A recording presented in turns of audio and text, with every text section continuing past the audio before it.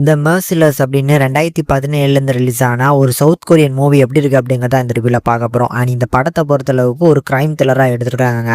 And சூப்பரான ஒரு படம், கண்டிப்பா மிஸ் பண்ணாம பாருங்க. இப்போ இந்த படம் வந்து தமிழ் டப்பிங்கோட நம்ம யூடியூப்ல வந்து பார்த்தீங்கன்னா ஃப்ரீயாவே அவைலபிளா இருக்கு.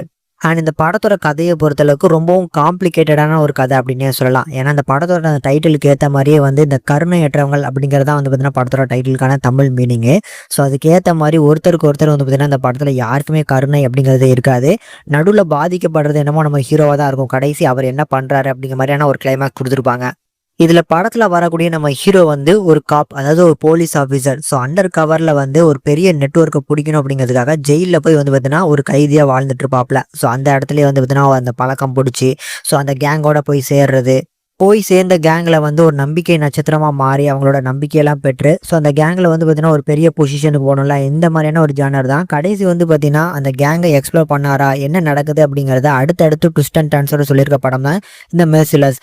இந்த படம் எனக்கு கண்டிப்பாக ரொம்ப பிடிச்சிருந்தது. படத்தை வந்து பார்த்தீங்கன்னா எனக்கு ரொம்ப புரிஞ்சுக்கிறதுக்கே கொஞ்சம் கஷ்டமா இருந்துச்சு. ஏன்னா இதில் ஃபேஸ் வேற எல்லாருக்குமே ஒரே மாதிரி தான் இருக்கும்.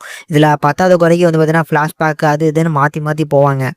பட் இந்த படத்தோட கதை கம்ப்ளீட்டா முடியும் பாருங்க, அந்த இடத்துல செம்மையா யோசிச்சு எழுதியிருக்காங்களப்பா அப்படிங்கிற ஒரு ஃபீல் கண்டிப்பா கிடைச்சது. ஏன்னா அந்த மாதிரியான ஒரு படம் தான் இந்த படமும். முக்கியமா இந்த படத்துல வந்து அந்த ஹீரோ கேரக்டரோட ரைட்டிங் சூப்பரா இருக்கும். ஸோ ஹீரோ கேரக்டரை வந்து பாத்தீங்கன்னா இந்த சைட்ல வில்லன் கேங்குமே ஏமாத்துவாங்க, ஒரு சில விஷயங்கள் பண்ணுவாங்க. இந்த சைட்ல வந்து பாத்தீங்கன்னா போலீஸ் அந்த டீம்ல உள்ளவங்களும் வந்து பாத்தீங்கன்னா ஏமாத்துவாங்க. கடைசி அவர் என்ன பண்றாரு அப்படிங்கிற மாதிரியான ஒரு கிளைமேக்ஸ் கொடுப்பாங்க பாருங்க, அது செம்மையா இருந்துச்சு. தென் இந்த படத்துல ஹீரோ கேரக்டருக்கு அப்புறம் அந்த ஜெயில பழக்கமாகி அந்த ஒரு நட்பு கிடைக்கும் பாருங்க. ஸோ அந்த நபரோட கேரக்டரும் நல்லா இருக்கும். ஸோ அவர் வந்து கடைசி வரைக்கும் யாருமே நம்ப மாட்டாரு. நம்ம ஹீரோ வந்து பார்த்தீங்கன்னா போலீஸ் ஆஃபீஸர் தெரிஞ்சதுக்கு அப்புறமும் அவர் கூடயே வச்சு பார்ப்பல.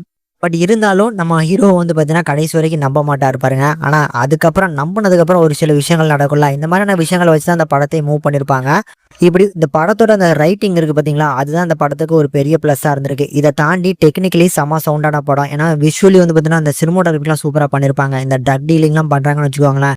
ஸோ அதை இவங்க காட்டின அந்த சினிமோட்டோகிராஃபிக்லாம் சூப்பராக இருந்துச்சு. இதை தாண்டி ஆக்ஷன் கொரியோகிராஃபிக் நல்லா அருமையாக இருக்கும். அந்த ஜெயிலில் வச்சு நடக்கக்கூடிய சண்டை, முக்கியமாக செகண்ட் ஹாஃப்ல இருக்கக்கூடிய ஒவ்வொரு ஆக்ஷன் சீக்வன்ஸும் செம்ம என்டர்டெய்னாக இருக்கும். கண்டிப்பாக பார்க்கக்கூடிய ஒரு மஸ்ட் வாட்சபிள். பட் இந்த படத்தை பார்க்குறீங்க அப்படின்னா முழுக்க முழுக்க உங்களோட அட்டென்ஷன் நீங்கள் இருந்தால் மட்டும்தான். ஏன்னா கதை ஸ்டார்டிங்ல இருந்து என்னென்ன சொல்கிறாங்க, என்னென்ன வந்து பார்த்தீங்கன்னா கீழே, அதாவது எது ஃப்ளாஷ்பேக் எது கரண்ட் போர்ஷன் எல்லாமே பார்த்து நோட் பண்ணிங்கன்னா மட்டும் தான் அந்த படம் வந்து பார்த்தீங்கன்னா கதை உங்களுக்கு புரியும். ஏன்னா அந்த அளவுக்கு நுணுக்கமான ஒரு படம், கண்டிப்பாக மிஸ் பண்ணாமல் பாருங்க.